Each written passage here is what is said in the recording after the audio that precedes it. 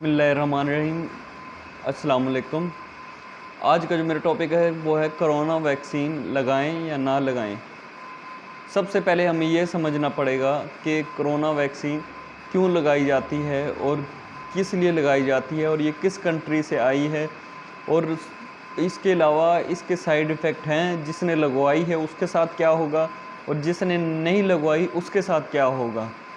तो my name is Nadeem Ahmed और मैं मोटिवेशनल वीडियो बायोग्राफीज़ आपसे शेयर करता हूं और कोशिश करता हूं मेरी चंद बातों की वजह से अगर आपकी इस्लाह हो सके या किसी भी मामले पर इस्लाह हो सके, आपकी मालूमात में इजाफ़ा हो सके, तो मैं उसके लिए कोशिश करता हूं कि मेरे वजह से वो काम हो जाए। तो अगर आपने कोरोना वैक्सीन के बारे में मुकम्मल जानकारी और मुकम्मल मालूमात हासिल करनी है तो इस वीडियो को पूरी देखना। तो स्टार्ट करते हैं आज की वीडियो। सबसे पहले हमें ये समझना होगा कि कोरोना वैक्सीन क्यों आई और इसकी क्या वजूहात थी। देखिए, वक्त के साथ साथ जिस तरह कुदरत और जितनी भी सहूलियात हैं, जितनी भी बीमारियां हैं ईजाद होती जा रही हैं, उसके साथ साथ इलाज भी उसका दरियाफ्त होता जा रहा है। जिस तरह पहले दौर की बात है, एक बंदा जब बीमार पड़ता था, बुखार चढ़ता था, तो वो घर में अपने ऊपर बहुत सारे कपड़े ओढ़कर गर्म दूध पीकर लेट जाता था, पसीने आते थे और उसका बुखार उतर जाता था।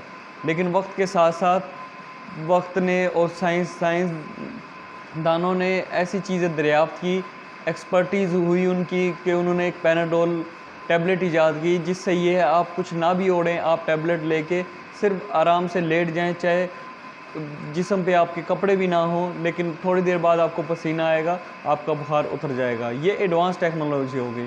अब इसी तरह देखें, कोरोना वायरस का ताल्लुक क़ुव्वत मुदाफ़े से है। आपकी अंदर जितनी भी मेंटली तौर पर जितनी भी ताकत है, अंदरूनी तौर पे जो क़ुव्वत मुदाफ़ा, उससे उसकी जंग होती है। अब वो कोशिश करता है कि मैं जीत जाऊँ, और जिस्म की क़ुव्वत मुदाफ़त और इम्यूनिटी सिस्टम वो कहता है कि मैं जीत जाऊँ। अब जिसकी इम्यूनिटी सिस्टम जिसकी स्ट्रॉन्ग होगी वो जीत जाता है, और जहाँ पे जिसकी कमज़ोर होती है वो हार जाता है, और उसको कोरोना वायरस शदीद तरीके से इफ़ेक्ट करता है। अब देखें, जैसे जैसे हम अबव 40 होते हैं तो हमारी इम्यूनिटी सिस्टम लो होना शुरू हो जाती है। इसकी वजह से आपने देखा होगा कि जितने भी जितने भी अबव 40 एज के लोग हैं उनको कोरोना ने इफ़ेक्ट ज़्यादा किए हैं। अब देखें, एक बात आ गई अकीदा की। अकीदा किसे कहते हैं? अकीदा ये कि ऐसा अकीदा कि भाई जो कुछ हो रहा है ये अल्लाह ताला की तरफ से हो रहा है। जो कुछ हो रहा है ऊपर वाला हमारे ऊपर जो कर रहा है सब उसके हाथ में। अगर वो चाहे तो ये काम रोक दे, अगर वो चाहे तो हम पर अजाब की तरह या ऐसा ही कोई हमारे ऊपर डाल दे जिसकी वजह से हम तकलीफ में मुब्तला हों या हम खुशहाल हो जाएं। अब देखिए, एक वाक़या आपसे बयान करता हूँ मैं कि एक मशहूर वाक़या है कि किसी ने किसी गांव में कुछ हाथी पाले हुए थे। एक दिन उनमें से एक हाथी बहुत ज़्यादा पागल हो गया और उल्टी सीधी हरकतें करने लग गया, और वो एकदम दौड़ना शुरू हो गया। आगे जो भी आ रहा है उसको रूंधता हुआ जा रहा है। उसने छोटे छोटे जानवर भी रूंध दिए, सब रूंध दिए, और वो हाथी का मालिक उसके पीछे पीछे भागता हुआ आ रहा है। रास्ते में एक दीवाना सा आदमी बैठा हुआ, अच्छा खासा सोबर सा, और मतलब कि दीवाना वाले हरकतें करके उसने ये बोला कि भाई जो होगा अल्लाह ताला की तरफ से होगा, ये ऊपर वाला चाहेगा तो मैं मर जाऊंगा, ऊपर वाला चाहेगा तो मैं बच जाऊंगा। तो वो एक ही गेट था निकलने का गांव से, उस बड़े गेट में बीच में खड़ा हो गया। बोले अगर अल्लाह चाहेगा तो ये हाथी मुझे मार के चला जाएगा, और अगर अल्लाह नहीं चाहेगा तो ये कुछ नहीं मेरा बिगाड़ सकता। तो जनाबे वाला वो वहीं पर खड़ा रहा और मालिक आवाज़ें देता रहा ज़ोर से कि भाई हट जाओ, ये हाथी पागल है, ये आपको रूम देगा। और फिर यही हुआ। जैसे वो ये बोलता कि ये हाथी आपको मार देगा, वो ये बोलता कि भाई अगर ऊपर वाले ने चाहा तो ये रूंधेगा, नहीं चाहा तो नहीं रूंधेगा। इतने में हाथी उसके ऊपर पाँव रख के उसे रूंधता हुआ चला गया। तो वहाँ पे एक मौजिज़ और बुज़ुर्ग से पूछा गया ये मामला कि भाई इसने ये कहा था कि अगर अल्लाह चाहे तो मैं मर जाऊंगा, अगर अल्लाह चाहेगा तो मैं बच जाऊंगा, तो ये क्या है? तो बुज़ुर्ग ने कहा सरासर उसने ये गलत किया है।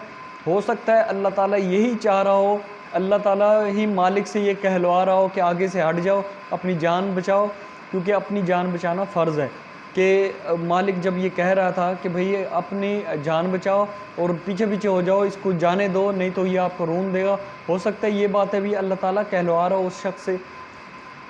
آپ نے اپنی بات تو دیکھ لی. اب آپ کو یہ پوائنٹ سمجھ آیا ہوگا کہ اب ریاست جو چیخ کر کہہ رہی ہے کہ ویکسین لگوا لو، ویکسین لگوا لو، کہ آپ کی بچت ہو جائے گی، آپ کی بچت ہو جائے گی، آپ کے اندر جو ایفیکٹ ہے وہ اگر بعد میں کہیں جا کے ہوا بھی تو آپ کی اس سے بچت ہو جائے گی. تو ہو سکتا ہے یہ معاملات بھی اللہ تعالیٰ کی طرف سے ہوں کہ بھئی کہ ہم اپنی حفاظت کے لیے حفاظتی ویکسین لگوا لیں. جس طرح ہم پیدا ہوتے بچوں کو مختلف بیماریوں کی ویکسین کرواتے ہیں، پولیو کے قطرے ہیں، اس طرح بہت ساری چیزیں ہیں، تو اسی طرح یہ ویکسین ہے اور لگوانے میں حرج نہیں ہے. ایک مسلمان کا تو یہ عقیدہ ہے کہ جب تک اللہ تعالیٰ چاہے گا، جب تک اوپر والا چاہے گا تو ہم زندہ ہیں، جب تک ہماری عمر ہے ہمیں کوئی بھی نہیں کچھ کر سکتا.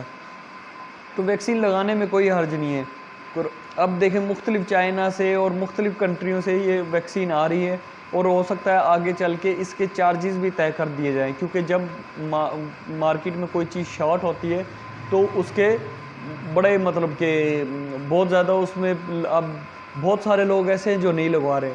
اب آگے چل کے اس کی ضرورت بہت زیادہ بڑھ جائے گی، کیونکہ کسی بھی شاپنگ سینٹر میں، بڑے ہاسپٹل میں، ہم اگر ایئر لائن کا ٹریول کرنا پڑ جائے، ہمیں اگر عمرہ یا حج کے لیے جانا پڑ جائے تو کسی بھی ٹائم کا کوئی پتہ نہیں ہے نا، ہمیں کہیں بھی ٹریول کرنا پڑ جائے وہاں پہ بغیر اس کے کارڈ کے ہم انٹر نہیں ہو سکیں گے. تو فائدہ کیا ہوا؟ اگر ہم دیکھیں ہمیں وقت کے ساتھ چلنا ہے، ہمیں ایسا چلنا ہے جس طرح دیکھیں حاکم وقت آپ کی صحت کے لیے کچھ کرے گا تو اس پہ آپ نے کمپرومائز نہیں کرنا. اگر حاکم وقت غیر شرعی بات کرے گا آپ اس کے مخالف جا سکتے ہیں، بے شک آپ اکیلے ہی جا رہے ہیں، لیکن وہ اگر آپ کو یہ بولے گا کہ بھئی آپ پیناڈول لے لو آپ کا بخار ٹھیک ہو جائے گا تو آپ کو اس کی بات ماننی چاہیے.